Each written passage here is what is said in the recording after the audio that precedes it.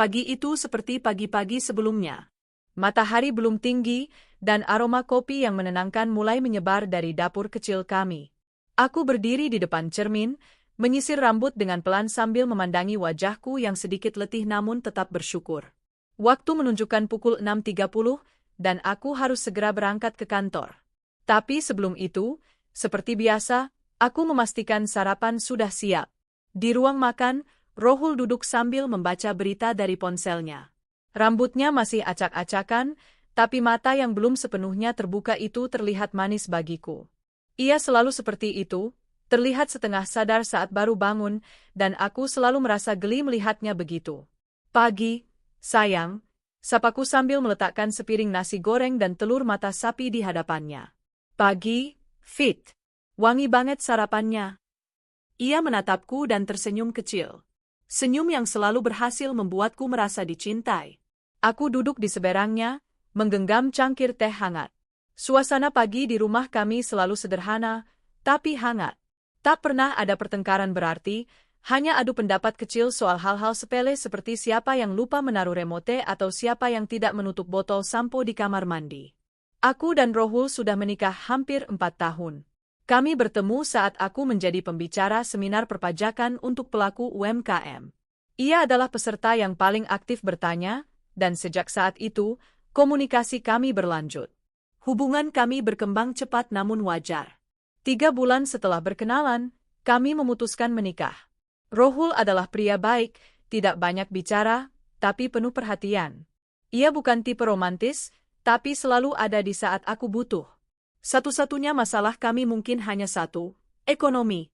Usaha kecil yang dia kelola tidak selalu stabil, tapi aku tidak pernah mempermasalahkan itu. Gajiku cukup untuk mencukupi kebutuhan rumah, dan aku percaya bahwa suatu saat usahanya akan berkembang. Setelah beberapa bulan menikah, kami memutuskan untuk membawa ibuku tinggal bersama kami. Bapak sudah meninggal sejak aku masih SMA. Ibuku, Bu Rahayu, adalah wanita yang kuat dan penuh wibawa. Banyak yang bilang beliau tidak seperti ibu-ibu seusianya. Wajahnya masih cantik, kulitnya masih terawat, dan penampilannya selalu rapi. Aku bangga punya ibu sepertinya. Meski sudah hampir kepala 5, ia masih terlihat seperti wanita usia 40-an awal. Beberapa orang bahkan pernah mengira kami bersaudara. Bu Rahayu tinggal di kamar lantai bawah. Aku dan Rohul di lantai atas. Aku merasa nyaman dengan pengaturan ini. Ibuku sering membantu mengurus rumah saat aku sibuk bekerja. Ia memasak, menyapu halaman, dan terkadang membantu mengecek cucian. Hubungannya dengan Rohul juga baik. Mereka sering mengobrol, tertawa bersama, dan bahkan kadang saling melempar candaan. Aku bahagia melihat rumah tanggaku seperti ini. Kukira ini akan bertahan selamanya. Selesai sarapan, aku buru-buru memakai blazer kerjaku. Sepatu pantofelku sudah siap di dekat pintu. Aku berangkat dulu ya, kataku sambil mencium tangan ibu yang sedang menyiram bunga di halaman depan. Iya, hati-hati ya, nak, jawabnya lembut. Sayang, kunci motor kamu aku bawa ya. Mobil aku tinggal, nanti kamu pakai ke toko. Aku memberitahu Rohul sambil memegang helm. Oke. Terima kasih. Kamu hati-hati ya di jalan, jawabnya sambil tersenyum. Aku melaju dengan sepeda motor menuju kantor. Perjalanan pagi itu lancar. Sesampainya di kantor, aku langsung tenggelam dalam tumpukan berkas dan laporan. Pekerjaanku di kantor pajak kadang melelahkan, tapi aku menikmatinya. Setidaknya, aku tahu apa yang aku kerjakan, dan setiap bulan kami punya cukup uang untuk hidup layak. Aku percaya bahwa rumah tangga tak selalu harus mewah. Yang penting cukup dan damai. Beberapa rekan kerjaku sering memuji betapa beruntungnya aku memiliki suami pengertian dan ibu yang suportif. Aku hanya tersenyum, merasa memang hidupku berjalan sesuai harapan. Tak banyak drama, tak banyak keluhan. Pulang kerja sore itu, aku mendapati rumah dalam kondisi bersih dan rapi. Suara tawa terdengar dari ruang TV. Aku membuka pintu dan melihat ibu dan Rohul sedang menonton acara komedi sambil tertawa. Wah, seru amat. Nonton apa nih? Tanyaku sambil menaruh tas kerja di sofa. Mbak Fitri, sini lihat. Ini acara lama, tapi lucu banget. Rohul yang nyetel tadi, kata ibu sambil tertawa. Aku tersenyum. Ah, kalian kayak anak kecil aja, kataku sambil ikut duduk di samping mereka. Aku merasa senang melihat keakraban itu. Rumahku hidup. Tidak seperti rumah-rumah lain yang dingin dan sepi. Tapi sejak saat itu, aku mulai memperhatikan hal-hal kecil. Misalnya, saat makan malam, ibu sering menanyakan menu favorit Rohul dan besoknya langsung memasak makanan itu. Atau saat aku ke kamar mandi, aku mendengar mereka tertawa kecil, entah membahas apa. Awalnya aku mengabaikan semua itu. Kupikir, ini cuma perasaanku saja. Hari berganti, rutinitas berjalan. Suatu hari, aku pulang lebih awal karena ada acara kantor yang dibatalkan. Aku masuk rumah tanpa suara, berharap bisa memberi kejutan. Tapi yang kudengar dari dapur adalah suara ibu tertawa dan Rohul berkata, "Ibu ini manja banget sih." Aku mematung di ambang pintu. Tapi saat kulihat mereka hanya sedang mengupas buah bersama, aku menepis pikiran negatifku. "Kamu pulang cepat?" tanya Rohul, sedikit terkejut. "Iya, acaranya batal," jawabku datar. "Kebetulan, ibu lagi bikin rujak mangga." "Kamu suka kan?" tanya ibu. Aku mengangguk dan memaksa tersenyum. Semakin hari, perasaan aneh itu tumbuh. Ada jarak yang aneh antara aku dan suamiku. Saat kami berduaan, dia lebih sering bermain ponsel. Jika kutanya soal pekerjaan, jawabannya singkat dan terputus-putus. Tapi saat ia berbicara dengan ibu, ia tampak antusias. Aku mencoba mengingat-ingat, kapan terakhir kali kami bercinta? Rasanya sudah sebulan lebih. Aku tahu kadang lelah bisa membuat gairah menurun, tapi kali ini berbeda. Rohul seperti tak tertarik menyentuhku lagi. Malam itu, aku menangis diam-diam di kamar mandi. Tapi aku menolak untuk menuduh atau membuat prasangka buruk. Aku mencintai suamiku. Aku menghormati ibuku. Mungkin hanya perasaanku saja. Tapi perasaan itu seperti duri kecil yang semakin hari menusuk lebih dalam. Aku mencoba memperbaiki semuanya. Aku membeli lingerie baru, memasak makanan favorit Rohul, bahkan mengambil cuti agar bisa menghabiskan waktu bersamanya. Tapi semua itu tak banyak mengubah apapun. Wajahnya tetap kosong. Sentuhannya dingin. Tapi pada saat yang sama, ia masih bersikap baik. Tidak kasar. Tidak berteriak. Masih menjemputku sesekali dari kantor. Aku mulai merasa kehilangan diriku sendiri. Setiap malam aku menatap langit-langit kamar, bertanya pada diriku sendiri, apakah aku sudah membosankan? Apakah aku terlalu sibuk bekerja? Apakah aku sudah bukan wanita menarik lagi? Lalu, hari itu datang. Hari yang mengubah segalanya. Hari itu aku merasa tidak enak badan. Di kantor, aku izin pulang lebih awal. Aku tidak memberitahu siapapun di rumah. Aku ingin beristirahat dan tidur siang. Tapi saat aku masuk rumah, suasana sepi. Tak ada suara TV, tak ada suara ibu menyiram bunga, tak ada aroma masakan.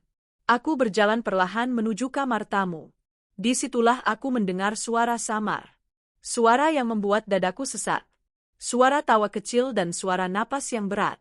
Aku berdiri mematung. Tanganku gemetar. Aku tahu aku tidak boleh membuka pintu itu, tapi rasa ingin tahuku lebih kuat. Aku memutar gagang pintu dengan pelan. Pintu itu tidak terkunci. Yang kulihat setelah itu membuat tubuhku limbung. Pintu kamar tamu terbuka perlahan dengan derit kecil. Aku mematung, menahan napas, berharap yang kulihat bukan seperti apa yang sudah lebih dulu dipikirkan oleh naluriku. Tapi di dalam ruangan itu, hanya ada ibu duduk di sofa dengan mengenakan daster biru muda, rambutnya tergerai rapi, dan di sampingnya ada Rohul yang sedang memegang ponsel. Mereka tertawa melihat sesuatu di layar. Fitri, sudah pulang? Rohul berdiri cepat, terlihat terkejut. Aku hanya mengangguk. Iya, kepala agak pusing. Pulang lebih cepat.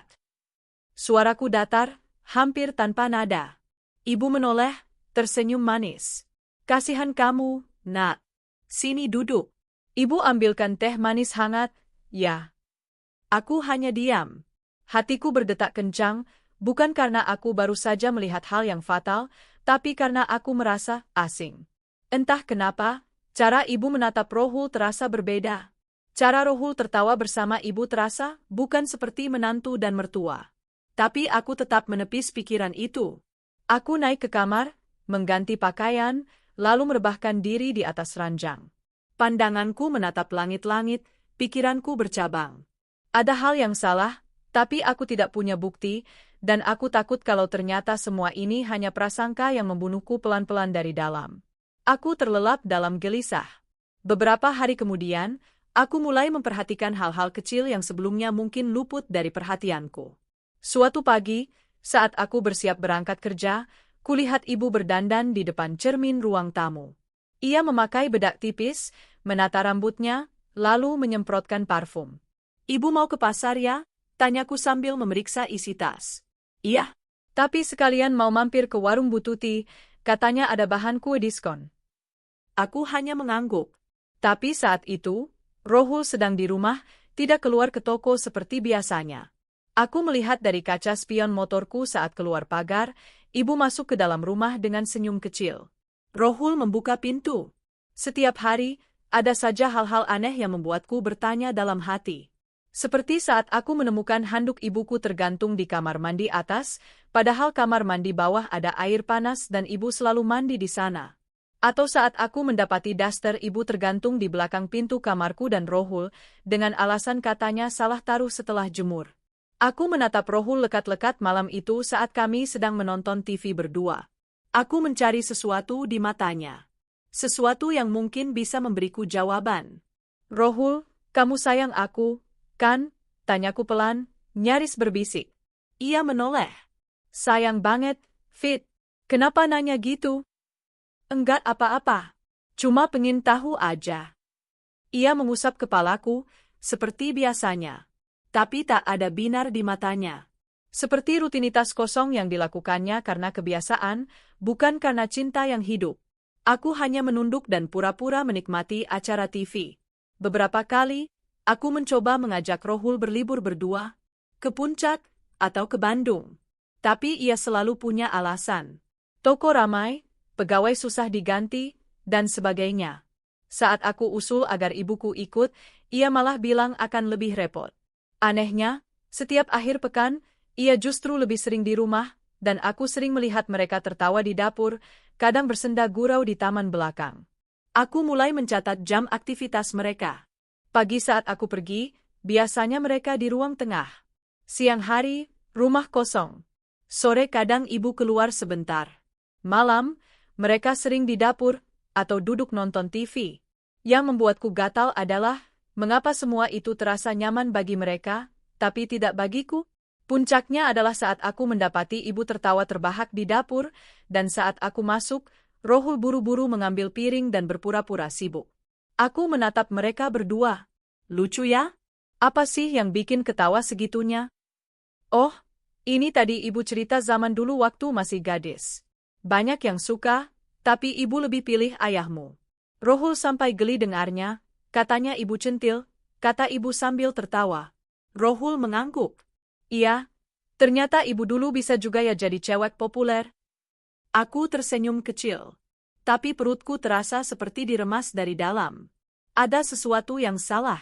Cara Rohul menatap ibu tidak seperti menantu memandang mertua. Ada kekaguman yang tidak wajar di matanya. Dan yang lebih parah, ibu tidak menolak itu. Ia membiarkan dirinya dikagumi. Malam harinya, aku membuka galeri HP Rohul saat ia tertidur. Aku hafal pola sandinya. Tidak ada yang aneh di galeri. Tapi di folder tersembunyi, aku menemukan satu foto wajah ibu. Selfie di dapur. Biasa saja. Tapi mengapa foto itu disimpan di folder tersembunyi? Keesokan harinya, aku mencoba menahan emosiku. Aku mulai diam. Tidak banyak bicara. Aku mengamati. Menghafal jam-jam sibuk mereka. Aku bahkan mulai berpura-pura sibuk lembur, padahal aku hanya duduk di kafe sampai larut, mengamati pesan yang masuk dari Rohul. Tidak banyak. Kadang hanya, "Hati-hati ya," atau, "Sudah makan?" Tapi setiap aku pulang terlambat, rumah sudah rapi. Ibu sudah tidur, katanya. Rohul sudah di kamar, katanya. Tapi aroma sabun dari tubuhnya seperti bukan sabun yang kupakai. Dan handuk ibu sering tidak ada di gantungan. Aku mulai bertanya-tanya, apakah aku hanya paranoid? Apakah pikiranku mulai menuduh tanpa dasar? Sampai suatu malam, aku mendengar suara tawa dari kamar tamu. Saat aku mengendap ke arah sana, aku melihat celah dari pintu yang tak tertutup sempurna. Rohul duduk di kursi, ibu duduk di bawah, mengurut kaki Rohul yang katanya pegal karena kerja seharian. Enak ya dipijit ibu, kata ibu sambil tertawa. Enak banget. Tangan ibu tuh lembut, bikin relaks, jawab Rohul sambil memejamkan mata. Aku menahan napas. Ingin marah. Ingin menerobos masuk. Tapi aku mundur. Aku tidak ingin hanya menjadi wanita yang meledak tanpa bukti. Aku ingin memastikan semuanya. Bahwa perasaan ini bukan ilusi. Mulai malam itu, aku membeli kamera kecil tersembunyi. Aku pasang di ruang tamu dan dapur. Tidak mencolok. Tidak ada yang menyadari. Aku juga menaruh voice recorder di vas bunga ruang tengah. Aku butuh bukti. Aku ingin tahu sampai sejauh apa mereka melangkah. Aku ingin tahu siapa yang lebih dulu memulai. Dan aku akan pastikan, mereka tidak akan lolos dari pembalasan. Sudah 2 minggu sejak aku memasang kamera kecil di beberapa sudut rumah. 1 di dapur, 1 di ruang tamu, dan 1 lagi di bagian lorong yang mengarah ke kamar tamu dan kamarku. Aku tahu tindakan ini melanggar privasi, tapi hatiku sudah terlalu sering diganggu rasa tidak tenang yang terus merayap di setiap malam. Aku mulai menyadari bahwa kecurigaanku bukan semata prasangka. Setiap aku pergi bekerja dan kembali mereview rekaman yang terekam sepanjang hari, aku melihat interaksi yang lebih dari sekadar mertua dan menantu. Mereka terlalu dekat. Terlalu sering menyentuh satu sama lain, bahkan saat tidak perlu. Sentuhan yang tidak layak dilakukan antara seorang ibu dan suami anaknya. Dan yang lebih mengiris hati, semua itu terjadi di rumahku, di bawah atap yang aku bangun dengan penuh cinta dan kerja keras. Satu hari, aku menemukan sesuatu yang membuat seluruh tubuhku dingin. Dalam salah satu rekaman, kamera dapur menangkap Rohul memeluk ibu dari belakang saat ibu sedang mencuci piring. Ibu tidak menolak. Ia hanya menoleh sebentar lalu tersenyum. Senyum yang berbeda, bukan senyum keibuan, melainkan senyum genit yang membuat jantungku nyaris berhenti berdetak. Rohul mencium tengkuk leher ibu. Ia membisikkan sesuatu, dan ibu tertawa pelan sambil menolehkan wajahnya. Aku tidak bisa tidur malam itu. Tubuhku gemetar saat memutar ulang rekaman itu berkali-kali. Aku ingin percaya itu hanya mimpi buruk. Tapi itu nyata. Suamiku, lelaki yang kuberikan hidup, cinta, dan seluruh kepercayaanku, telah menyentuh ibuku. Dan ibuku, wanita yang melahirkanku dan membesarkanku, membiarkan dirinya disentuh oleh menantunya sendiri. Air mataku tak berhenti mengalir. Bantal menjadi saksi betapa hancurnya hatiku. Tapi aku tidak ingin menangis tanpa arah. Tidak kali ini. Mereka harus tahu rasa sakit yang kutanggung. Mereka harus tahu, wanita yang mereka hancurkan ini tidak akan diam dan membiarkan mereka merayakan kebusukan mereka di rumahku sendiri. Esoknya, aku bersikap seperti biasa. Aku memasak sarapan, membangunkan Rohul, dan menyapa ibu yang sedang menyapu halaman. Tidak ada amarah dalam wajahku. Tidak ada nada tinggi dalam suaraku. Aku ingin mereka merasa aman. Merasa tidak dicurigai. Aku ingin mereka lengah, karena ketika aku menghantam mereka, aku akan menghantam tepat di titik paling lemah mereka. Selama seminggu berikutnya, aku mengoleksi bukti. Tidak hanya dari kamera, tapi juga dari voice recorder. Suara mereka terdengar jelas saat berbincang di ruang tamu. Percakapan ringan yang terkadang berubah menjadi candaan mesra. Aku suka lihat ibu pakai daster hijau itu. Kelihatan cantik banget. Ah kamu ini, bisa aja. Nanti Fitri marah. Kalau kita hati-hati, enggak akan ketahuan. Kata-kata itu seperti belati yang menancap dalam-dalam ke dadaku. Mereka tidak hanya berkhianat. Mereka sadar itu salah. Dan mereka tetap melakukannya. Aku mencatat semuanya. Aku salin rekaman-rekaman itu ke flash disk. Aku simpan di loker kantor dan satu lagi di brankas kecil yang baru kubeli. Aku mulai merancang langkah berikutnya. Aku tidak akan gegabah. Aku ingin mereka benar-benar merasakan kehancuran yang mereka berikan padaku. Malam itu, aku berpura-pura tertidur lebih awal. Padahal aku membuka laptop, menyalin file, dan membuat satu folder dengan nama, "Jangan pernah lupa." Semua video dan rekaman suaraku taruh di sana. Aku menyiapkan satu akun media sosial palsu dengan nama anonim. Akunku tidak punya teman, tidak punya followers. Tapi aku tahu, saat waktunya tiba, semua akan tahu siapa mereka. Minggu pagi, aku sengaja pamit ke kantor dengan alasan ada audit mendadak. Padahal aku hanya ke warnet dekat stasiun untuk mengecek dan mengunggah sebagian kecil rekaman ke email pribadiku. Aku tidak ingin file itu hilang atau dicuri. Aku belajar dari banyak kisah bahwa pengkhianat bisa saja menghancurkan bukti jika terlalu cepat dihadapkan pada kenyataan. 1 jam setelah aku pergi kerja, aku kembali ke rumah. Tapi kali ini aku tidak masuk lewat pintu depan. Aku sengaja berjalan melalui sisi belakang rumah, lewat kebun kecil yang jarang digunakan. Aku tahu pintu dapur belakang biasanya tidak terkunci. Dan benar saja, pintu itu terbuka. Aku menahan napas. Tidak ada suara dari dapur. Aku melangkah perlahan menuju lorong. Jantungku berdetak sangat cepat. Suara bisik-bisik terdengar dari kamar tamu. Aku berdiri di balik pintu. Kali ini, aku tidak hanya mengintip. Aku mengaktifkan perekam suara dari ponselku, dan perlahan, aku dorong pintu itu. Yang kulihat membuat tubuhku kaku. Rohul dan ibu duduk di sofa. Rohul tanpa baju. Ibu mengenakan daster tipis, rambutnya tergerai. Mereka tidak bersentuhan saat itu, tapi jarak mereka sangat dekat. Terlalu dekat. Aku masuk. Pintu berderit saat aku mendorongnya sepenuhnya terbuka. Mereka berdua menoleh bersamaan. Wajah mereka pucat. Fitri, suara ibu bergetar. Aku cuma lupa ambil dompet. Jawabku tenang, menahan tangis dan emosi. Tapi sepertinya aku menemukan lebih dari sekadar dompet. Aku bisa jelasin. Rohul berdiri, tapi aku mengangkat tangan menyuruhnya diam. Jangan. Aku nggak mau dengar apa-apa sekarang.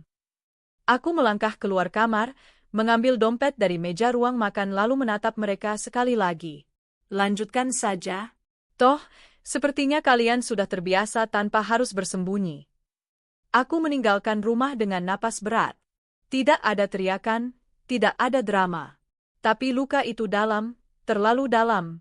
Hari itu aku menyendiri di taman kota, duduk berjam-jam memikirkan semua yang terjadi. Aku sadar, aku tidak bisa lagi mempertahankan rumah ini. Aku tidak bisa membiarkan orang yang kucintai menghancurkanku terus-menerus. Malam itu, aku menginap di rumah teman kantorku, Tiara. Dia tidak banyak bertanya, hanya memelukku saat aku menangis di bahunya. Tapi aku tahu, aku tidak bisa hanya menangis. Aku harus bertindak. Esok harinya, aku kembali ke rumah saat pagi buta. Kutemukan Rohul tidur di kamar atas. Ibu entah di mana.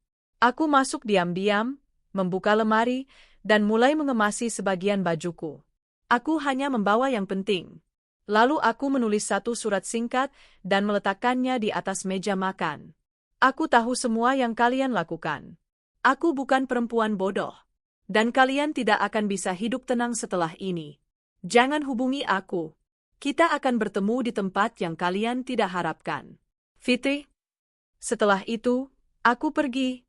Aku tinggal di apartemen kecil yang disewakan harian. Sementara, aku tak memberitahu siapapun di rumah kemana aku pergi. Aku sengaja menghilang, membuat mereka menebat-nebat. Aku ingin mereka panik. Aku ingin mereka mengira aku akan kembali dengan tangisan, dengan permohonan, atau dengan pengampunan. Tapi tidak. Aku tidak akan kembali dengan tangan kosong. Aku akan kembali dengan luka yang berubah menjadi senjata. Hari pertama aku pergi, ponselku penuh dengan pesan. Dari Rohul. Dari ibu. Bahkan dari nomor tak dikenal. Aku tidak membalas satupun. Biarkan mereka bergumul dengan kegelisahan mereka sendiri. Biarkan malam mereka hampa seperti malam-malamku selama ini. Aku bisa jelaskan. Tolong, Fitri, pulanglah. Kita bicarakan baik-baik. Fitri, jangan marah. Ibu tidak bermaksud seperti itu. Ibu Wilaf. Fitri, kamu di mana? Aku takut. Jangan buat masalah ini jadi lebih besar dari yang seharusnya. Mereka mulai ketakutan. Mereka tahu aku tidak akan diam. Tapi mereka belum tahu seberapa jauh aku akan melangkah. Aku menghapus nama mereka dari daftar kontak. Lalu aku ganti nomor. Tapi semua bukti pengkhianatan mereka masih bersamaku.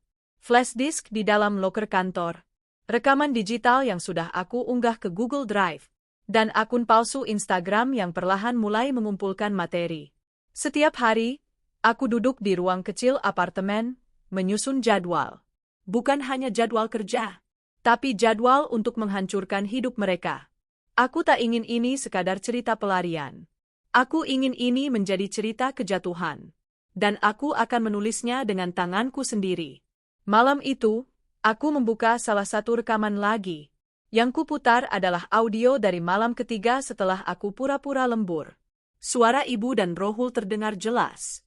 Kamu yakin Fitri enggak curiga? Enggak mungkin. Dia percaya banget sama ibu. Lagi pula, dia sibuk kerja. Enggak pernah ada di rumah. Kadang aku kasihan juga sih sama dia. Jangan baper. Dia kan anakmu. Tapi sekarang kamu yang aku cintai. Air mataku jatuh. Bukan karena masih mencintai Rohul. Tapi karena aku merasa sangat bodoh. Aku terlalu percaya. Terlalu mudah menyerahkan seluruh hidupku kepada mereka berdua. Dan balasannya adalah pengkhianatan yang lebih tajam dari sembilu. Aku kembali bekerja seperti biasa keesokan harinya. Tidak ada yang berubah dari wajahku. Hanya sedikit lebih dingin. Tiara, temanku satu kantor, sempat bertanya. Tapi aku hanya tersenyum dan bilang aku hanya butuh waktu sendiri. Kamu butuh cerita? Aku siap dengerin kapan aja, katanya pelan. Aku hanya menepuk lengannya dan mengangguk. Aku tidak ingin dia tahu. Belum sekarang. Di sela jam istirahat, aku mulai menyusun draft unggahan. Kalimat demi kalimat ku ketik dengan jari gemetar. Bukan karena takut, tapi karena menahan emosi agar tidak meledak terlalu cepat. Bayangkan kau adalah seorang istri. Pulang kerja, membawa lelah dan rindu. Tapi suamimu menyambut perempuan lain. Bukan selingkuh dengan wanita asing, tapi dengan ibumu sendiri. Wanita yang melahirkanmu. Wanita yang dulu kau peluk saat sedih.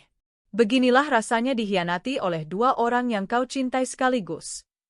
Aku tambahkan potongan gambar dari rekaman kamera, frame yang tidak terlalu vulgar, tapi cukup membuktikan. Aku buramkan sebagian wajah, hanya menunjukkan kedekatan tubuh, ekspresi mereka, dan timestamp. Aku belum akan mengunggahnya sekarang. Belum. Tapi waktu itu akan datang. Dan saat tiba, mereka akan tahu rasanya dilahap dunia maya. Malamnya, aku menerima email dari Rohul. Aku membacanya pelan-pelan. Fitri, aku tahu kamu sudah tahu semuanya. Maaf tidak cukup untuk menyembuhkan hatimu. Aku salah. Tapi aku bingung harus bagaimana. Aku tidak pernah merencanakan ini. Aku mencintaimu. Tapi aku juga jatuh ke dalam dosa. Aku tidak ingin kehilanganmu. Aku siap melakukan apapun. Tolong beri aku kesempatan. Kata-kata itu seperti debu, tak ada makna. Setelah melihat apa yang kulihat, setelah mendengar apa yang kudengar, semua permintaan maaf hanya terdengar seperti suara kosong di tengah padang tandus. Aku menutup laptop, mematikan lampu, dan membiarkan diriku menangis dalam gelap. Tapi tangisan malam itu adalah tangisan terakhir yang kubiarkan mengalir untuk mereka. Pagi harinya, aku menemui pengacara. Aku bawa bukti-bukti yang kupunya. Video, rekaman suara, dan kronologi yang sudah kutulis dalam format rapi. Pengacara itu, Pak Reno, membaca dengan kening berkerut. Kau serius mau bawa ini ke pengadilan? Aku mengangguk. Saya ingin cerai. Dan saya ingin suami saya mendapat hukuman sosial. Saya tahu ini aib. Tapi mereka sudah membuat saya mati perlahan. Pak Reno tidak langsung menjawab. Ia menatapku lama. Lalu menghela napas. Baik, tapi proses ini akan panjang. Persiapkan mentalmu. Kau akan menghadapi tekanan. Bukan hanya dari keluarga, tapi juga masyarakat. Kalau kau yakin kita mulai dari sini. Aku menandatangani dokumen pertama. Surat kuasa. Lalu permohonan cerai. Hari demi hari berlalu. Aku tidak kembali ke rumah. Tidak menelpon ibu. Tidak membalas pesan Rohul. Aku hanya menunggu waktu yang tepat. Dan waktu itu datang.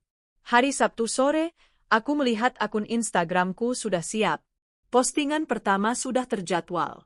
Aku sudah membuat teks narasi, gambar, bahkan video pendek yang menyiratkan semua yang terjadi. Tidak menampilkan wajah penuh, tapi cukup untuk mengguncang dunia mereka. Sore itu juga, aku masuk ke grup keluarga besar. Grup WhatsApp yang selama ini hanya kuabaikan. Aku kirim satu pesan singkat. Maaf sebelumnya. Tapi saya ingin semua orang tahu siapa sebenarnya Fitri, siapa sebenarnya Rohul, dan siapa sebenarnya ibu saya. Saya tidak akan menyembunyikan luka ini lagi. Lalu kutautkan link ke akun Instagram yang memuat seluruh dokumentasi pengkhianatan itu. Ponselku meledak. Puluhan pesan masuk. Telepon berdering tanpa henti. Tapi aku matikan notifikasi. Aku tidak ingin mendengar permohonan maaf lagi. Aku ingin mereka tahu bahwa aku tidak akan pernah diam. Bahwa wanita yang mereka anggap lemah ini adalah badai yang mereka bangkitkan sendiri. Dan malam itu, untuk pertama kalinya setelah sekian lama, aku tidur nyenyak. Suasana pagi itu bukan pagi biasa. Langit mendung, angin lembab, seolah alam ikut memantulkan kabut gelisah yang merambat dari ponsel ke mulut-mulut keluarga besar. Notifikasi dari grup WhatsApp yang semalam ku lempar bom kebenaran terus bermunculan, bahkan saat aku sedang menyeruput teh hangat di pinggir balkon kecil apartemenku. Telingaku mendengar suara-suara lalu lintas dari kejauhan, tapi pikiranku hanya tertuju pada satu hal, mereka pasti sedang kacau. Aku tidak membuka satupun pesan sejak unggahan itu tayang. Aku tahu sebagian besar anggota keluarga sudah menontonnya. Akun Instagram palsuku melonjak pengikutnya dalam waktu beberapa jam. Banyak komentar masuk, sebagian mendukung, sebagian hanya sekadar bertanya dengan nada sinis atau mencibir. Aku tidak peduli. Aku tidak menciptakan ini untuk mencari simpati. Aku menciptakan ini agar mereka tahu luka seperti ini tidak pantas untuk disembunyikan. Luka ini harus dilihat, ditatap, dan disaksikan dunia. Di rumah, Rohul pasti panik. Dia tak mungkin bisa tidur. Aku yakin ibuku pun tak punya cukup nyali untuk menatap dirinya sendiri di cermin. Video pendek yang kuposting menampilkan detik-detik Rohul dan ibu duduk berdekatan, tertawa, tangan Rohul menyentuh lengan ibu, dan ibu tidak menolak. Lalu ada potongan audio. Suara mereka berbisik, menyebut namaku, menyebut bagaimana aku terlalu sibuk bekerja untuk tahu apa yang sedang mereka jalani diam-diam. Aku menyalakan laptop, membuka folder berisi semua dokumen. Aku mulai menyusun urutan kronologis secara lebih formal. Bukan untuk publikasi, tapi untuk pengadilan. Gugatan cerai sudah mulai diproses, dan semua bukti ini akan menjadi bahan bakar yang cukup untuk membakar habis nama Rohul di meja hakim. Saat itulah ponselku kembali berdering. Nomor tak dikenal. Biasanya aku tak akan mengangkat, tapi entah mengapa kali ini aku ingin tahu siapa di ujung sana. Halo? Suara di seberang napasnya berat. Fitri, ini ibu. Aku diam. Tidak menjawab. Tidak menutup. Maafkan ibu. Masih tak ada kata keluar dari mulutku. Ibu salah. Ibu benar-benar salah. Tapi tolong, jangan lanjutkan ini. Jangan buat semuanya tahu. Ibu malu, nak? Apa yang ibu takutkan? Suaraku datar. Takut semua orang tahu ibu tidur dengan suami anak sendiri. Ibu sudah tua? Ibu ilaf? Aku tertawa pahit. Vilaf yang dilakukan berkali-kali? Di rumahku sendiri, di kamar tamu rumahku sendiri? Saat aku sedang bekerja mencari uang untuk kalian hidup nyaman. Ibu tidak berpikir sejauh itu? Itu masalahnya, Bu. Ibu tidak berpikir. Tidak pernah. Sama seperti dulu, saat selalu menganggap aku tidak cukup baik. Selalu membandingkanku dengan perempuan lain. Tapi kali ini, ibu bukan hanya meremehkan aku. Ibu menghancurkan aku. Fitri, kamu mau ibu apa? Sujud? Minta ampun? Ibu rela, asalkan kamu hentikan ini. Sudah terlambat, jawabku pelan. Aku tidak butuh ampunan ibu. Aku butuh keadilan. Dan itu akan aku usahakan sendiri. Aku menutup telepon, lalu mematikannya. Sore itu, Tiara datang ke apartemenku. Dia membawa makanan dan satu amplop coklat. Aku lihat semuanya, katanya langsung. Kamu yakin gak akan kenapa-kenapa setelah ini? Aku sudah tidak punya apapun yang bisa mereka ambil lagi. Kalau aku tetap diam, aku akan mati pelan-pelan. Setidaknya sekarang, mereka tahu aku tidak selemah yang mereka kira. Tiara duduk di sampingku. Ia menyodorkan amplop. Ini surat undangan dari kantor. Mereka mau kamu hadir klarifikasi. Udah mulai ramai, Fit. Ada yang share ke komunitas, bahkan ke grup alumni. Aku mengangguk. Biar saja. Aku tidak malu. Aku tahu risikonya. Ketika aku mengunggah semua itu ke media sosial, aku sudah siap untuk menanggung beban sosial. Tapi beban ini lebih ringan daripada rasa sakit yang mereka beri. Biarkan saja orang berbicara. Aku bukan pelaku. Aku korban. Dan kali ini, korban tidak akan diam. Malamnya, Rohul mengirim email lagi. Kali ini isinya berbeda. Panjang, penuh pembelaan, penuh alasan, penuh permintaan agar aku menarik unggahan dan menyelamatkan nama baiknya. Ia memohon. Katanya pekerjaannya sedang dalam pengawasan. Atasan mulai tahu. Klien bertanya-tanya. Aku tersenyum tipis. Baru sekarang dia mengerti rasanya takut kehilangan. Tapi aku tidak akan berhenti. Belum sekarang. Belum sampai mereka benar-benar jatuh. Aku membalas email itu satu kalimat. Rasakan separuh dari apa yang kau buat aku rasakan. Keesokan harinya, aku menerima surat dari pengadilan. Sidang cerai pertama dijadwalkan 2 minggu ke depan. Aku siapkan semuanya. Aku bahkan menyewa jasa videografer untuk menyusun dokumentasi bukti menjadi presentasi yang layak diputar dalam ruang persidangan. Saat aku melangkah ke dalam kantor pagi itu, beberapa orang menatapku dengan campuran rasa ingin tahu dan kasihan. Tapi aku berdiri tegak. Mereka tak tahu apa yang telah kualami. Dan aku tak butuh simpati. Aku butuh kebenaran ditegakkan. Salah satu rekan kerja mendekatiku saat istirahat. Fitri, aku nggak tahu harus bilang apa. Tapi aku salut. Kamu berani. Aku hanya mengangguk. Minggu itu, aku mulai menerima pesan dari beberapa orang tak terduga, sepupu jauh, teman lama, bahkan mantan guru SMA. Mereka membaca unggahan itu. Sebagian menyatakan dukungan, sebagian hanya ingin tahu apakah itu benar. Aku tidak memberikan penjelasan apapun kepada siapapun lagi. Biarkan mereka menyimpulkan sendiri. Bagi yang pernah merasakan luka seperti ini, mereka akan mengerti. Bagi yang tidak, mereka tidak akan pernah benar-benar paham.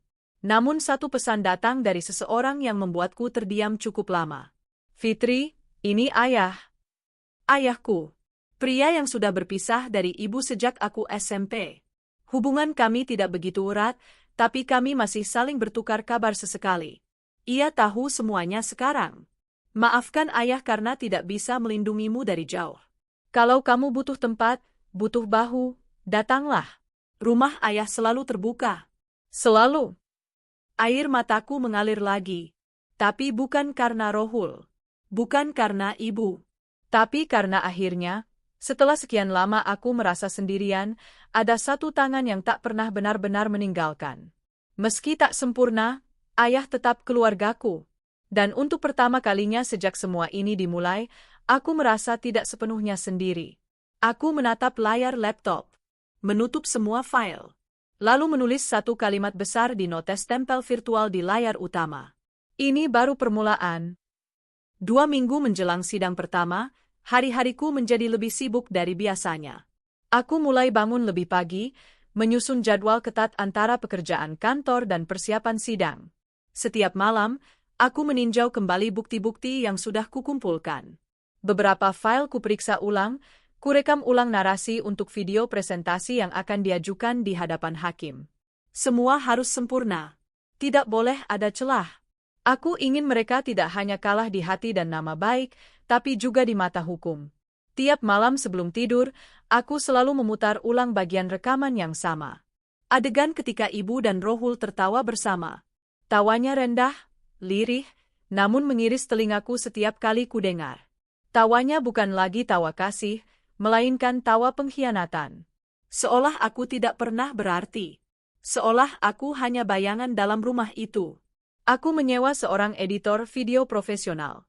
Tanpa mengatakan terlalu banyak, Aku hanya menyerahkan semua file yang diperlukan dan meminta dia merapikannya menjadi narasi audiovisual berdurasi 10 menit.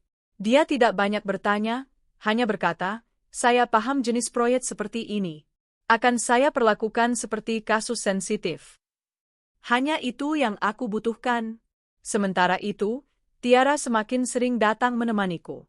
Dia tidak hanya membawa makanan, tapi juga membantuku memilah dokumen, bahkan mendampingi ke kantor pengacara. Dia mulai tahu cerita ini hampir sepenuhnya. Tapi dia tetap tidak menghakimi.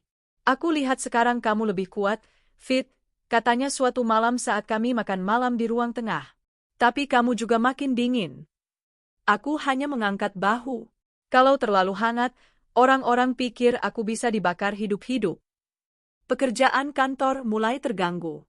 Atasan mulai bertanya, "Fitri, kamu viral ya?" Tanyanya langsung saat memanggilku ke ruangannya. Aku tak menyangkal. "Ya, Pak. Tapi itu masalah pribadi yang saya atur secara legal." Beliau menatapku beberapa saat. "Aku tak ingin masalah ini membuatmu hancur secara profesional. Tapi aku juga tahu kamu korban. Kamu masih layak di sini. Asal kamu bisa menjaga batas." Aku mengangguk. Saya akan profesional. Aku tahu reputasiku di kantor terbelah dua. Ada yang mendukung, ada yang mulai berbisik-bisik di belakang. Tapi aku tak peduli. Sejak kapan luka seseorang harus memenuhi ekspektasi orang lain untuk diterima? Hari menjelang sidang pertama semakin dekat. Aku menerima undangan resmi dari pengadilan agama, lengkap dengan jadwal, lokasi, dan berkas yang harus kubawa. Aku mencetak semua bukti, menyimpannya rapi dalam map dokumen. Malam sebelum sidang, aku duduk sendiri di depan cermin. Wajahku tampak lebih tirus. Mataku sudah tak sembab lagi. Bukan karena tangisku berhenti, tapi karena sudah tidak ada lagi yang tersisa untuk ditangisi. Pukul 7 pagi, aku mengenakan kemeja putih dan rok panjang abu-abu. Riasanku tipis, hanya bedak dan sedikit lip balm. Aku tidak ingin terlihat terlalu siap, tapi juga tidak ingin terlihat rapuh. Aku hanya ingin terlihat utuh. Sesampainya di pengadilan, aku melihat Rohul berdiri di luar ruang tunggu. Dia melihatku. Ekspresinya kacau. Matanya merah, rambutnya acak, dasinya kusut. Wajahnya tampak seperti seseorang yang kehilangan arah. Dia mendekatiku. Aku menatapnya datar. "Jangan bicara di sini. Semua akan dibicarakan di dalam ruang sidang." Tapi aku ingin. Aku melangkah melewatinya. Tak ada gunanya membiarkan dia bicara. Semua yang akan dia katakan sudah tak punya nilai lagi. Semua janji tinggal serpihan. Saat aku duduk di ruang tunggu, aku melihat ibuku datang. Dia mengenakan kerudung abu-abu, wajahnya lebih tua dari sebelumnya. Dia tidak melihatku. Tapi aku tahu, dia melihat ke arahku sekilas, dengan tatapan penuh sesal, ketakutan, dan barangkali dendam. Entah apa yang berkecamuk dalam pikirannya. Tapi aku tidak peduli lagi. Ketika nama kami dipanggil, aku melangkah masuk ke ruang sidang. Hakim yang duduk di sana tampak berwibawa, berkacamata, suaranya tegas. Proses awal berjalan sesuai prosedur. Lalu saat tiba giliran pembuktian, pengacaraku mengeluarkan semua dokumen, bukti digital, dan video pendek yang sudah dikompres dan disesuaikan durasi. Ruangan hening saat video diputar. Detik-detik rekaman suara Rohul dan ibu menggema di ruang sidang. Ada desahan, ada bisikan, ada kalimat-kalimat yang tak terbantahkan. Rohul menunduk. Ibuku gemetar di tempat duduk. Hakim mengetuk meja. Bukti cukup kuat. Kasus ini bukan hanya perceraian biasa, tapi mengandung unsur pelanggaran moral yang berat. Kami akan meninjau lanjutannya dengan saksama. Sidang ditunda 2 minggu untuk pemeriksaan tambahan. Di luar ruang sidang, Rohul mengejarku. "Fitri, kenapa harus sejauh ini?" Aku berhenti sejenak, menoleh. "Karena kamu dan dia sudah melewati batas yang tidak pernah bisa kembali." "Aku kehilangan semuanya, Fit." Aku mendekat ke arahnya, berbicara pelan tapi tajam. "Sekarang kamu tahu rasanya. Tapi aku baru saja mulai." Aku pergi tanpa melihat ke belakang. Di mobil, aku membuka ponsel. Komentar di akun Instagram palsuku semakin ramai. Banyak yang mulai menebak siapa tokoh di balik cerita itu. Beberapa akun gosip mulai membahas, membandingkan dengan kasus serupa. Aku tidak membalas satu pun. Tapi aku terus mengamati. Sekarang, narasi itu sudah menjadi milik publik. Dan biarkan publik menghakimi mereka dengan cara mereka sendiri. Aku menerima pesan dari Tiara. Kamu luar biasa, Fit. Tapi kamu harus tetap hati-hati. Orang seperti mereka bisa jadi nekat. Aku membalas singkat. Aku tidak takut lagi. Tapi malam itu, aku tidak langsung tidur. Aku terjaga lama, duduk di sudut tempat tidur, mendengarkan hujan di luar jendela. Dendam itu bukan hanya soal membalas, tapi soal bagaimana aku merebut kembali kendali atas hidupku. Selama ini, aku selalu jadi pihak yang memberi, yang memahami, yang mengalah. Sekarang, giliran mereka merasakan apa artinya kehilangan. Dan aku belum akan berhenti.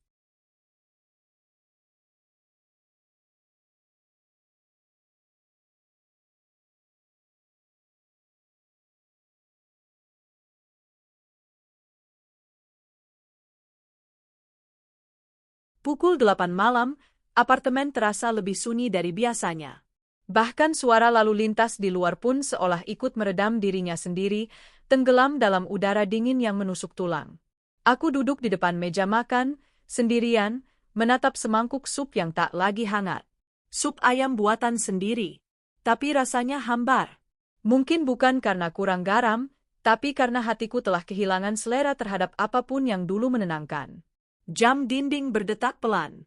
Di antara detik-detik itu, pikiranku kembali ke masa lalu. Meja makan di rumah itu, rumah yang dulu kusebut rumah tangga. Disitulah semuanya sering dimulai.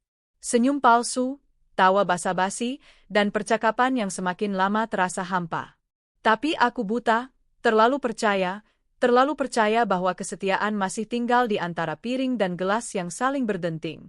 Dulu aku selalu bangun pagi menyiapkan sarapan. Telur dadar kesukaan Rohul. Teh manis kesukaan ibu. Aku menyusunnya dengan senyum, berharap bisa memulai hari dengan cinta. Tapi sekarang aku sadar, meja makan itu telah lama menjadi tempat sandiwara. Di sanalah mereka saling mencuri pandang ketika aku membelakangi mereka untuk mengambil sendok. Di sanalah mereka saling menyentuh tangan secara diam-diam ketika aku pura-pura tidak melihat. Dan di sanalah, cinta mereka yang kotor mulai bertunas di balik kebodohanku yang suci. Ponselku bergetar di meja. Satu notifikasi email masuk dari pengacara. Aku membuka isinya. Sebuah berkas baru yang menunjukkan hasil investigasi digital lanjutan, bukti komunikasi intens antara Rohul dan ibu bahkan sejak 6 bulan setelah pernikahan kami. Pesan-pesan dengan bahasa yang menjijikkan, penuh hasrat yang tidak pantas. Mereka menyebut satu sama lain dengan sebutan yang seharusnya tidak pernah keluar dari mulut seorang menantu dan mertuanya. Aku ingin muntah. Di akhir dokumen, pengacaraku menuliskan catatan singkat, kita bisa menuntut ganti rugi secara perdata jika kamu siap. Bukti ini kuat. Ganti rugi? Uang? Tidak ada jumlah uang pun yang bisa membayar hancurnya kepercayaan dan martabatku.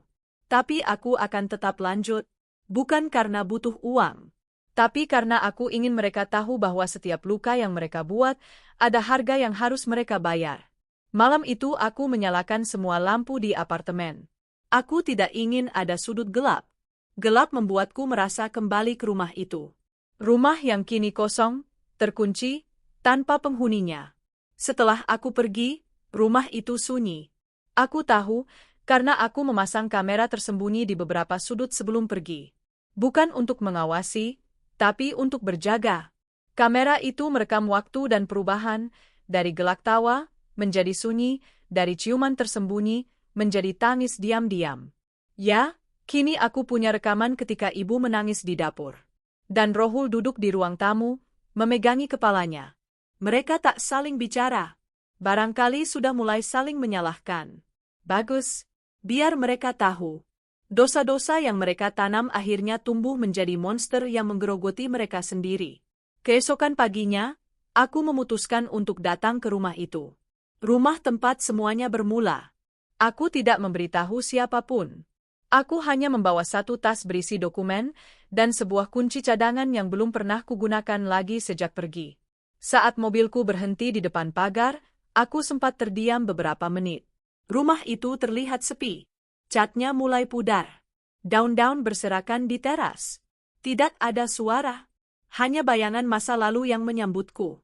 Aku membuka pagar, melangkah masuk. Pintu utama kukunci pelan.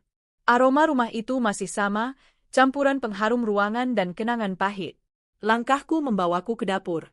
Meja makan itu masih di sana. Tidak berubah. Kursi-kursinya masih 4, tapi hanya 2 yang pernah digunakan selama aku tinggal, aku dan Rohul. 2 lainnya kadang untuk tamu, atau ternyata untuk pengkhianatan. Aku meletakkan dokumen di atas meja. Kemudian menyalakan pemutar suara kecil yang sudah kusiapkan. Rekaman suara ibu dan Rohul saat berdiskusi tentang aku. Suara ibu menyebut aku terlalu sibuk, suara Rohul mengeluh soal istri yang tak bisa memuaskan batin, dan mereka tertawa. Aku memutar itu keras. Biar rumah itu mendengarnya. Biar tembok yang pernah menyaksikan senyum palsu kami ikut menangis. Beberapa menit kemudian, pintu terbuka. Ibu masuk. Wajahnya kaget melihatku. Fitri. Aku menoleh pelan. Selamat datang di neraka yang kau bangun sendiri, Bu. Dia menutup pintu, langkahnya pelan mendekat. Kamu ngapain ke sini? Aku cuma ingin memastikan satu hal, jawabku. Bahwa kau sadar betapa menjijikkan dan memalukan yang telah kau lakukan. Bahwa rumah ini tak akan pernah bersih lagi, tak peduli seberapa banyak kau mengepel lantainya. Dia menggigit bibir. Kamu nggak ngerti? Aku nggak ngerti? Aku istri sah. Aku anak kandungmu. Dan kau tidur dengan suamiku. Kau bukan cuma pengkhianat. Kau monster. Ibu Vilaf, ibu sendiri sekarang. Rohul juga nggak pernah datang lagi. Bagus. Biarkan kalian saling melahap satu sama lain. Aku akan pastikan kalian berdua jatuh di hadapan hukum dan di hadapan semua orang yang dulu kalian tipu. Fitri, kamu bukan anak yang dulu ibu kenal? Aku mendekat, menatap wajahnya tajam. Karena anak itu sudah mati. Kau bunuh dia dengan pengkhianatanmu. Aku mengambil dokumen dari meja, meninggalkan satu salinan di sana. Itu gugatan perdata? Tunggu panggilan pengadilan. Jangan kaget kalau kamu juga harus duduk di kursi terdakwa. Aku keluar tanpa menoleh lagi. Saat aku sampai di mobil, aku melihat sosok Rohul berdiri di ujung gang. Dia melihatku. Matanya merah, wajahnya penuh lelah. Tapi aku hanya membuka pintu mobil, masuk, dan menyalakan mesin. Sebelum pergi, aku menurunkan kaca jendela. Hancur itu bukan karena aku pergi, kataku pelan. Tapi karena kalian tidak pernah layak untuk saling dimiliki. Aku melaju tanpa menoleh. Dan untuk pertama kalinya, aku merasa langkahku tidak dibayang-bayangi lagi oleh rasa sakit. Hanya satu hal tersisa, membakar semuanya sampai habis. Pagi itu aku duduk di depan laptop dengan secangkir kopi yang nyaris tak tersentuh. Di layar, terbuka akun media sosial anonim yang telah kupakai untuk menyebar potongan-potongan kisahku. Bukan hoaks, bukan fitnah, tapi kebenaran yang selama ini mereka sembunyikan di balik tirai rumah yang pura-pura harmonis. Sudah 3 video tayang. Sudah ratusan ribu yang menonton. Ribuan komentar terus berdatangan, membanjiri setiap unggahan. Ada yang tak percaya, menganggap itu drama fiksi murahan. Tapi lebih banyak yang mendukung, yang merasa suaraku adalah suara mereka juga. Suara para perempuan yang dikhianati, bukan oleh satu orang, tapi 2. Oleh orang terdekat, darah daging sendiri. Pagi itu aku unggah video keempat. Lebih panjang, lebih gamblang. Isinya bukan hanya rekaman suara, tapi juga tangkapan layar percakapan mereka, detil dan tak terbantahkan. Disensor pada bagian sensitif, bukan untuk melindungi mereka, tapi karena aku tetap ingin menjaga batas. Biar publik yang menilai, tapi aku tak akan menjatuhkan diriku ke titik serendah mereka. Aku klik post. Dalam hitungan detik, notifikasi mulai masuk. Lalu aku meletakkan kepala di meja. Lama. Hening. Aku tidak menangis. Tapi jantungku berdetak lebih cepat dari biasanya. Entah karena rasa puas, atau karena amarah yang mulai mendidih lagi, Aku tak tahu. Yang ku tahu, aku sudah menyalakan api. Dan apinya mulai menyebar. Siang harinya aku dihubungi redaksi sebuah media online. Mereka ingin mewawancaraku. Bukan sebagai Fitri, tapi sebagai narasumber anonim. Mereka mengaku telah menghubungi akun media sosialku dan tertarik menjadikan kasus ini sebagai kisah eksklusif. Awalnya aku ragu, tapi setelah beberapa pertimbangan, aku setuju. Asalkan identitasku tetap aman. Bukan karena takut, tapi karena aku ingin mereka hancur tanpa tahu dari arah mana datangnya pukulan. Pukul 4 sore, wawancara berlangsung secara virtual. Aku mengenakan masker dan mengenali diriku hanya sebagai R. Mereka bertanya, apa yang membuat kamu yakin mempublikasikan semua ini? Aku menjawab, karena terlalu banyak perempuan diam saat dihancurkan oleh orang yang seharusnya melindungi. Apa kamu ingin balas dendam? Aku diam beberapa detik, lalu berkata, tidak. Aku hanya sedang membalikkan luka yang mereka berikan menjadi luka mereka sendiri. Setelah wawancara, aku keluar ke balkon. Langit sore itu kelabu. Awan menggantung rendah.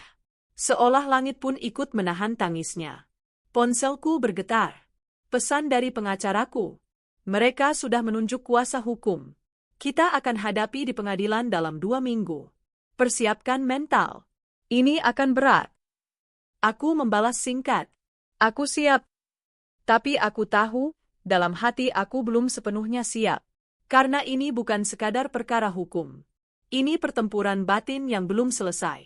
Luka itu masih terbuka. Tapi setidaknya kini, luka itu bukan lagi tempat mereka menari-nari di atasnya. Kini luka itu telah kubingkai, kutunjukkan pada dunia, agar semua tahu betapa dalamnya goresan yang mereka buat. 2 hari kemudian, salah satu video yang kuunggah viral di TikTok. Dalam waktu semalam, tembus 1 juta penonton. Komentar membanjir, dari simpati, kemarahan, hingga kisah serupa yang mulai bermunculan. Banyak perempuan menandai temannya, banyak yang mengaku merasa punya cerita yang sama. Sebagian bahkan menyebut namaku, Fitri, kamu tidak sendiri. Meski aku tak pernah mengaku sebagai diriku di video itu, entah bagaimana, sebagian orang mulai menyambungkan titik-titiknya. Sore itu, aku menerima telepon dari nomor tak dikenal. Fitri, suara di seberang terdengar berat. Aku mengenal suara itu. Rohul, aku sudah bilang, jangan hubungi aku lagi. Tolong dengarkan aku sebentar. Aku kehilangan pekerjaanku. Kantor tahu tentang video itu. Mereka bilang citraku buruk untuk perusahaan. Aku mendengus. Kasihan sekali. Fitri, apa kamu benar-benar ingin menghancurkan hidupku? Aku menatap pantulan wajahku di jendela kaca. Kamu pikir hidupku utuh saat kamu tidur dengan ibuku? Dia diam. Aku mendengar napasnya terputus-putus. Aku tidak tahu harus kemana. Ibumu juga tidak mau menemuiku lagi. Dia menyalahkan aku atas semua ini. Aku tersenyum kecil. Bagus, biarkan kalian saling makan hidup-hidup. Seperti 2 ular yang akhirnya menggigit ekornya sendiri. Dia hendak bicara lagi, tapi aku memutus sambungan. Lalu memblokir nomornya. Aku menyandarkan kepala ke kursi. Untuk sesaat, rasanya seperti kemenangan kecil. Tapi tidak cukup. Bukan hanya dia yang harus tumbang. Ibu juga. Malam itu, aku menghubungi seorang sahabat lamaku, Vina, yang bekerja sebagai guru di sekolah tempat adikku, Raihan, dulu belajar. Vin, kataku lewat suara pelan.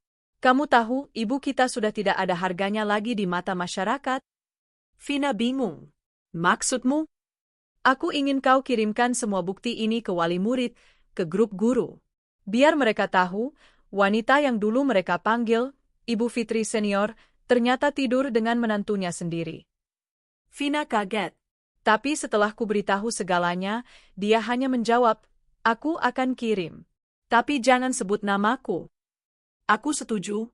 Dan keesokan harinya, berita itu menyebar di kalangan sekolah. Ibu dibicarakan di grup-grup WhatsApp, fotonya beredar, video suaranya diunggah ulang. Seorang guru tua, yang dihormati, kini disebut sebagai wanita tak tahu malu. Dia dipecat diam-diam. Tidak ada upacara.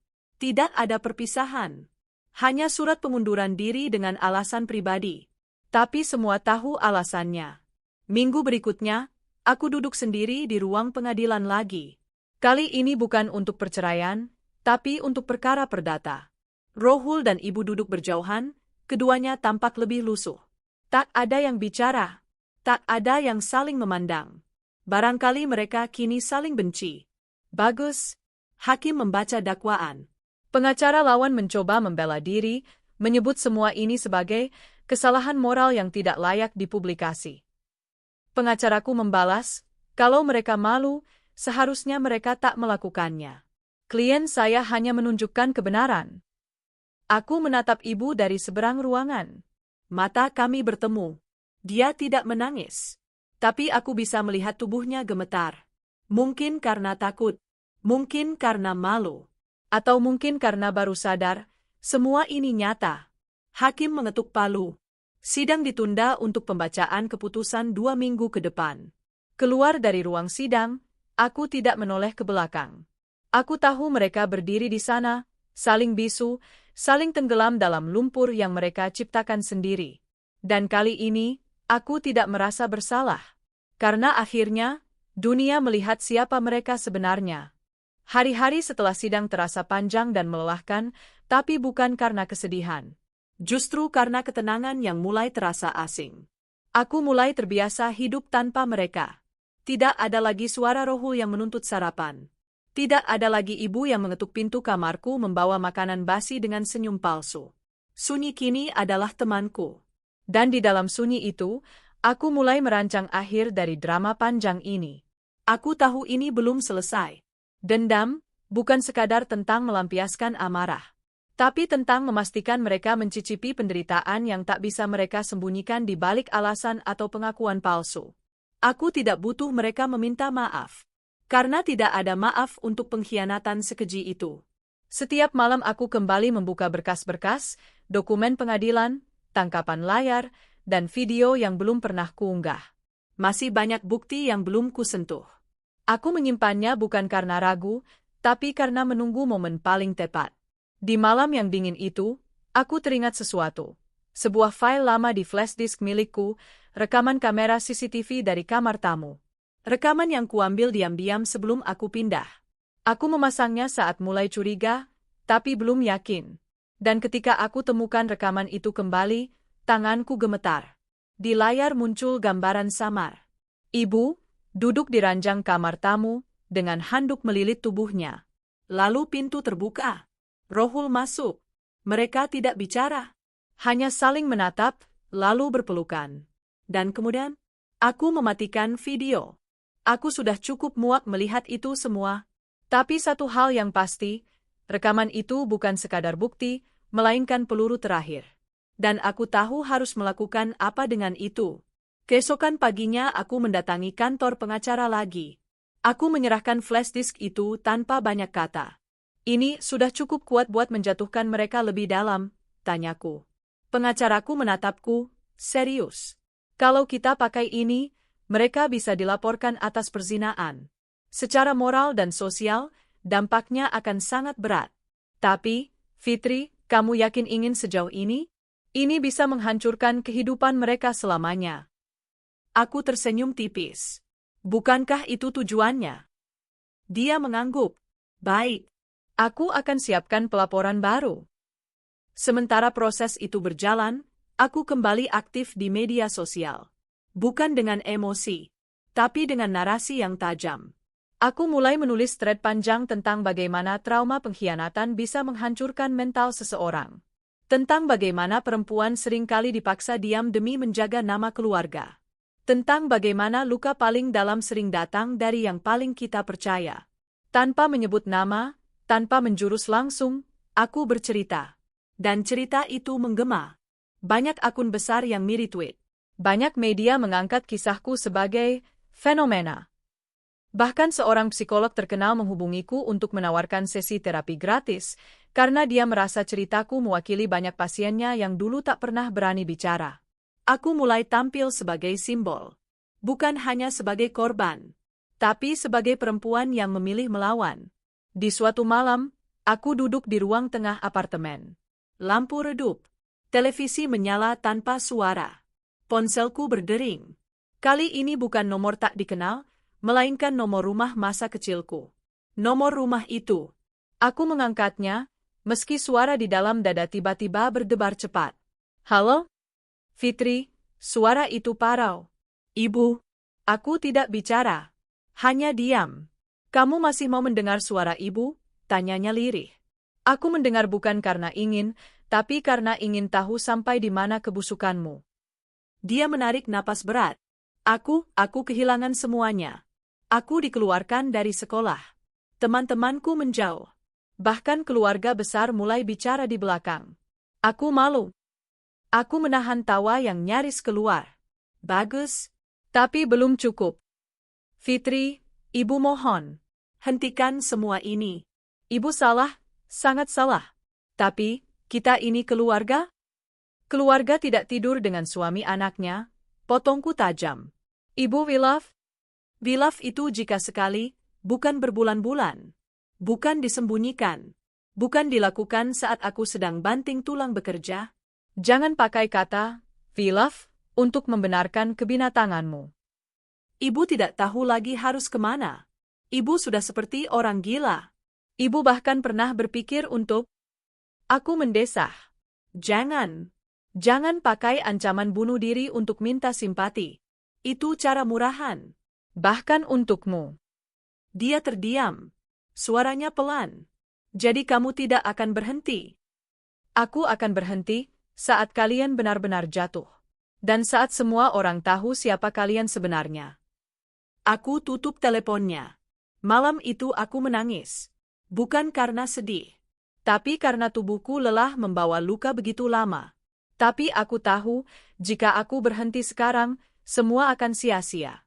Beberapa hari kemudian, kabar itu sampai padaku. Laporan perzinaan telah masuk ke kepolisian. Pengacara bilang mereka akan segera dipanggil untuk dimintai keterangan.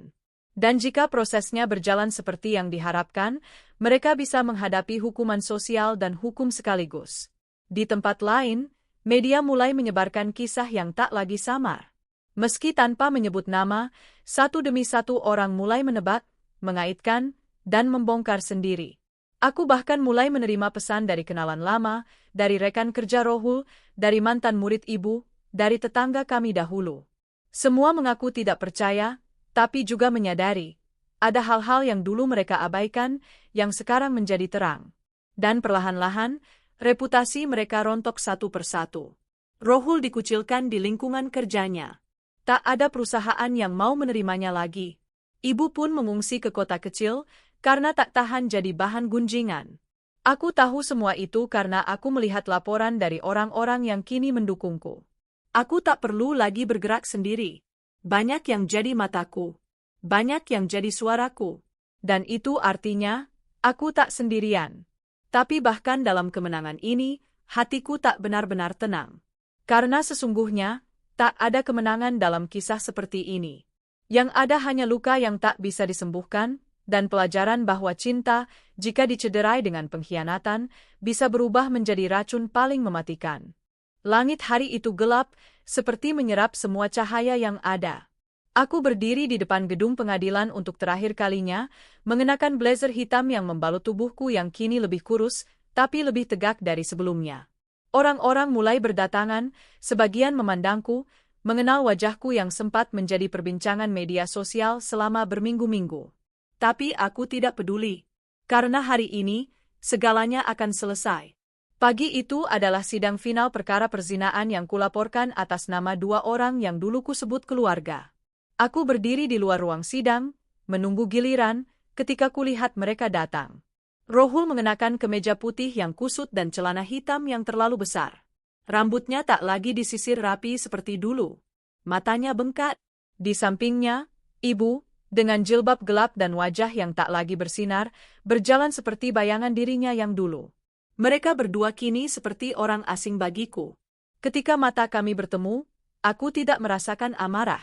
Hanya kehampaan yang hening. Datar. Seperti langit yang menutup cahaya. Di ruang sidang, semua berlangsung cepat. Hakim membaca berkas perkara. Bukti sudah lengkap.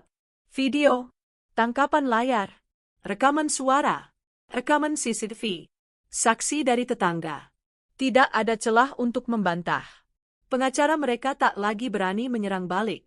Hanya mencoba meringankan dengan alasan psikologis dan tekanan hidup. Tapi hakim bukan orang bodoh. Dan aku bukan lagi perempuan yang lemah. Kami memutuskan terdakwa 1 dan 2 terbukti melakukan perzinaan sebagaimana yang tercantum dalam pasal 284 KUHP. Kalimat demi kalimat keluar dari mulut hakim seperti palu yang memukul satu demi satu serpihan harga diri mereka. Aku tidak bersorak, tidak tersenyum, hanya duduk diam, menggenggam jemari sendiri yang dingin. Ketika palu diketuk, semua berakhir. Secara hukum, mereka dinyatakan bersalah. Hukuman percobaan ditetapkan, tetapi stigma masyarakat lebih mematikan daripada hukuman pidana. Setelah sidang, aku keluar duluan. Tapi langkahku terhenti ketika seseorang memanggilku dari belakang.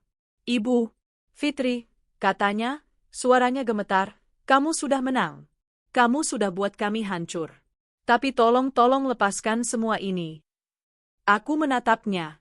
Wajah yang dulu kusebut tempat berlindung, kini adalah rumah retak yang tak bisa kupulihkan. "Kamu tidak tahu rasanya dihancurkan oleh 2 orang yang paling kamu percaya, Bu. Kalau kamu terus seperti ini, kamu tidak akan bahagia," katanya pelan. Aku mendekat, dan dengan suara nyaris berbisik aku menjawab, "Aku tidak mengejar bahagia. Aku hanya memastikan kalian tidak akan pernah mencicipinya juga." Aku pergi meninggalkannya di sana. Rohul duduk di bangku taman dekat gedung sidang. Menunduk, tak menoleh padaku. Aku tak ingin menyapanya. Tidak perlu. Dia kini adalah sisa masa lalu yang tak pantas kuberi ruang. Beberapa hari kemudian, aku memutuskan untuk pergi ke kota lain. Bukan melarikan diri, tapi memberi diriku kesempatan untuk benar-benar lepas dari segala kenangan yang mengikat. Aku menyewa kamar kecil di sebuah apartemen sederhana. Membuka laptop, mulai menulis kembali. Kali ini bukan cerita balas dendam, tapi tentang perjalanan luka. Tentang bagaimana seorang perempuan bisa tenggelam dan bangkit, lalu menari di atas luka yang dulu membuatnya jatuh. Aku mulai menulis buku. Judulnya, "Aku adalah luka yang tak ingin disembuhkan." Tulisan itu bukan hanya untukku, tapi untuk semua perempuan yang pernah dilecehkan secara emosional, dikoyak oleh pengkhianatan orang-orang yang paling mereka sayangi.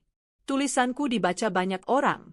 Aku menerima undangan untuk berbicara di komunitas trauma healing, menjadi narasumber dalam podcast tentang penyintas, bahkan diundang televisi, walau kutolak karena tak ingin wajahku diekspos terlalu dini. Namun, tak semua menjadi tenang begitu saja. Suatu malam, ada surat datang ke email yang sengaja kubuat untuk akun anonim. Dari seseorang bernama Laila, gadis 24 tahun yang menuliskan kisah serupa. Suaminya berselingkuh dengan adiknya sendiri. Ia bilang, "Saat aku membaca ceritamu, aku merasa kamu bicara tentang hidupku. Kamu membuatku kuat, Fitri. Aku ingin kamu tahu, meski aku tidak kenal kamu, aku mencintai semangatmu." Aku menangis membaca surat itu. Bukan karena sedih, tapi karena akhirnya, aku tahu semua ini tidak sia-sia. 2 bulan berlalu. Hidupku mulai punya ritme baru. Setiap pagi aku bangun tanpa beban. Menyeduh kopi, menulis, berbicara dengan penyintas lainnya. Kadang aku hanya duduk di tepi jendela, melihat hujan turun, dan merasa damai. Damai yang dulu tak bisa kubayangkan. Suatu pagi aku menerima kabar dari Vina, sahabatku yang dulu membantuku menyebarkan kebenaran. "Bu, kamu dengar kabar? Rohul ditinggal sama ibu kamu. Katanya mereka pisah, terus Rohul pergi dari kota." Aku hanya membaca pesan itu lalu mengetik balasan singkat, akhirnya ular memakan ular lainnya. Aku tak ingin tahu lebih jauh. Tidak ingin tahu kemana mereka pergi, atau bagaimana mereka menjalani hidup. Yang penting bagiku, mereka tahu, mereka telah kehilangan segalanya. Termasuk satu-satunya orang yang dulu begitu mencintai mereka tanpa syarat, aku. Beberapa waktu kemudian, aku kembali ke kota kelahiranku, untuk mengunjungi makam ayah. Sendirian. Di depan batu nisan yang dingin, aku berdiri diam. Lama. Ayah, mungkin ayah marah karena aku berani melawan ibu. Tapi ayah tahu, Dia sudah bukan lagi ibu yang kita kenal. Dia bukan lagi wanita yang ayah nikahi dulu. Dia berubah, atau mungkin aku saja yang terlambat melihat. Aku meletakkan bunga di makam itu, lalu duduk di sampingnya. Hujan rintik-rintik mulai turun. Tapi aku tidak menyesal. Karena jika aku diam, aku akan mati pelan-pelan. Hari itu, untuk pertama kalinya, aku memaafkan diriku sendiri. Dan malamnya, aku menulis kalimat penutup buku yang telah hampir rampung. Aku bukan korban. Aku adalah luka yang tumbuh menjadi kekuatan. Aku adalah tangis yang tak dibenamkan, amarah yang tak dimatikan, dan cinta yang tak lagi buta. Buku itu kemudian diterbitkan. Dalam waktu singkat, menjadi bestseller di toko buku daring. Tak hanya di kota besar, tapi sampai ke pelosok negeri. Aku menerima ratusan surat pembaca. Mereka yang merasa kisahku adalah kisah mereka juga. Dan aku tahu, sekarang aku telah menjadi sesuatu yang jauh lebih besar dari rasa sakitku. Aku telah menjadi suara. Dan suaraku tidak akan pernah lagi dibungkam oleh cinta yang berkhianat.